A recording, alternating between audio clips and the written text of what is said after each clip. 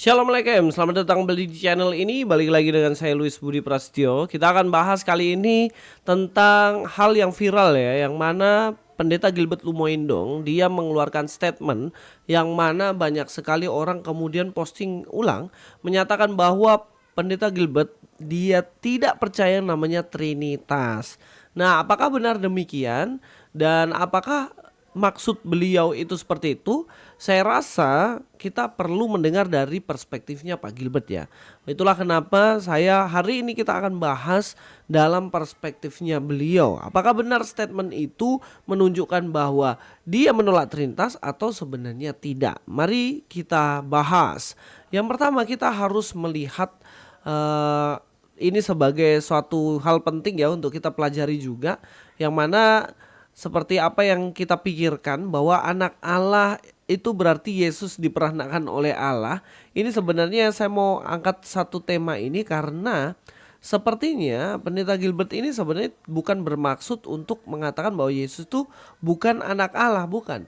Tapi maksud beliau adalah Yesus itu diperanakkan oleh Allah, ini loh yang sebenarnya. Oke, mari kita langsung bahas saja. Nah, inilah apa yang menjadi viral ya, di Instagram banyak diposting, juga di YouTube juga banyak yang bahas. Saya lihat di situ dengan statement seperti ini. Yesus pada dasarnya bukan anak Allah. Ya ini ya.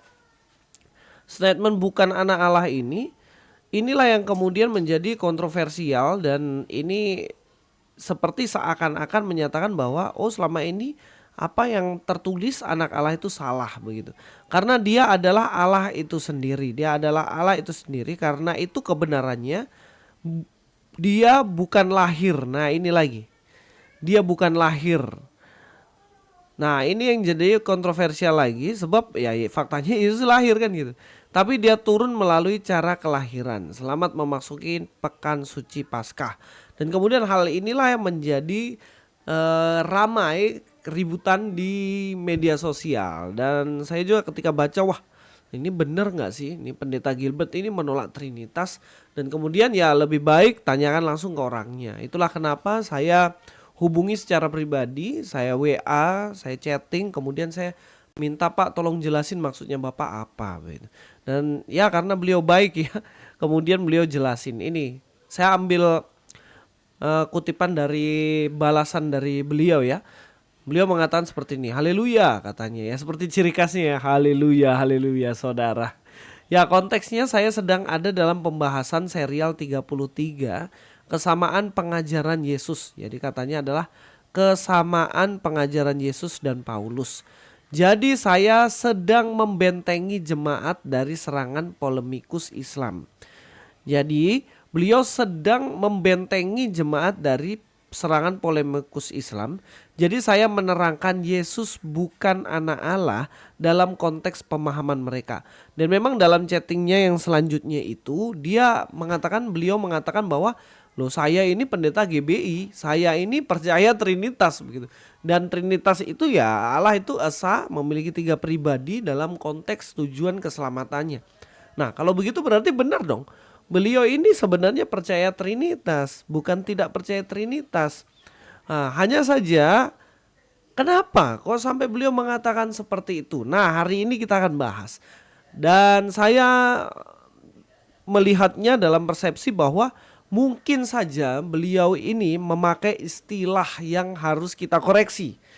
Yang harus kita koreksi supaya tidak terjadi kesalahpahaman di tengah-tengah netizen, masyarakat, orang Kristen dan lain sebagainya. Nah, kita bahas terlebih dahulu mulai dari bahwa kita tahu dalam Alkitab itu jelas, dalam Alkitab itu jelas menyebut bahwa Yesus itu adalah anak Allah.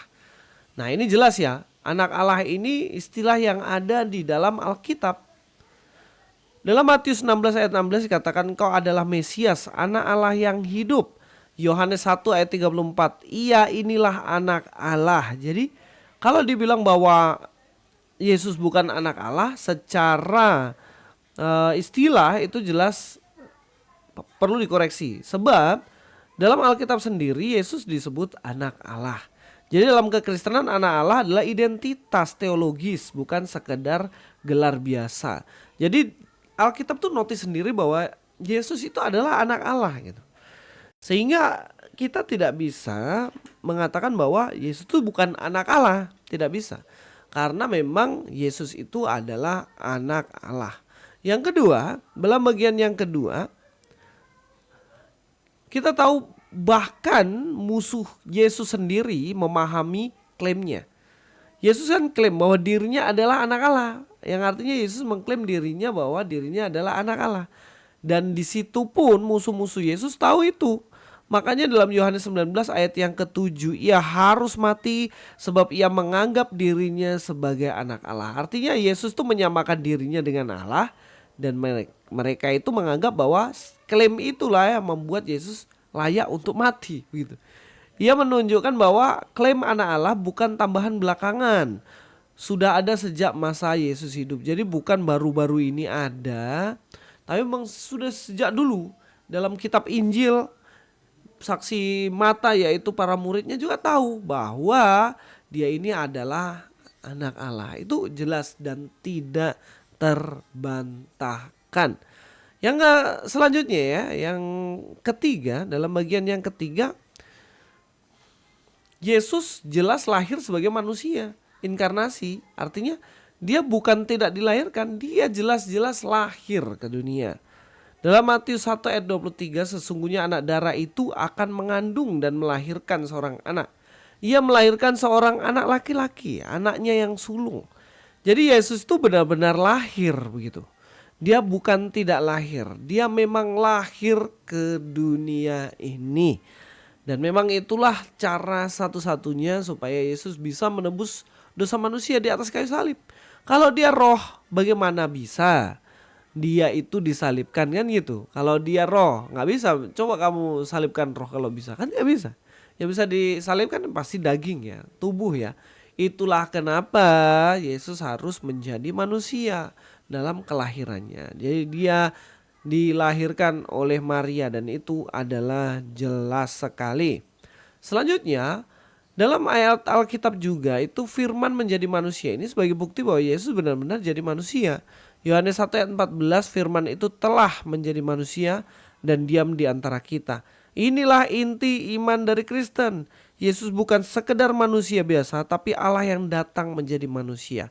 Dan kalau kita lihat ini dalam statusnya Pendeta Gilbert ya, ini sebenarnya jelas ya. Beliau mengatakan ini dan beliau juga percaya ini. Kalau kita lihat dan koreksi di bagian ini ya, beliau mengatakan seperti ini.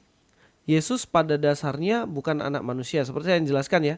Dia adalah anak manusia ya. Ini yang kita nanti akan perlu koreksi, karena dia adalah Allah itu sendiri ya. Dia Allah ya benar, seperti yang katakan Allah menjadi manusia. Nanti karena itu kebenarnya ia bukan lahir. Nah ini juga kita akan koreksi. Tapi dia turun melalui cara kelahiran ya. Mungkin ini maksudnya adalah dia itu turun melalui cara itu gitu, dilahirkan gitu. Nah inilah yang kita akan lihat dan pahami ya. Nah selanjutnya adalah anak Allah. Ya, dalam bagian ini anak Allah bukan berarti biologis seperti manusia. Nah ini yang penting dipahami oleh orang muslim ya. Orang muslim pikir itu ketika Yesus datang ke dunia dalam kelahirannya, dia itu diperanakkan oleh Allah. Bukan. Tidak pernah orang Kristen memahami bahwa Allah itu beranak dan Allah itu diperanakkan. Jadi tidak ada pernah orang percaya, orang Kristen tuh percaya bahwa Allah itu beranak, punya anak, dan kemudian Allah itu ada karena diperanakkan. Bukan seperti itu. Sebab dalam persepsi Kristen, anak Allah atau Yesus Kristus disebut sebagai anak Allah itu bukan berarti itu secara biologi seperti manusia pada umumnya. Dalam teologi Kristen, anak Allah bukan berarti Allah punya anak secara biologis, tapi hubungan unik dan kekal dengan Allah Bapa. Itu dijelaskan dalam Yohanes 10 ayat 30. Aku dan Bapa adalah satu.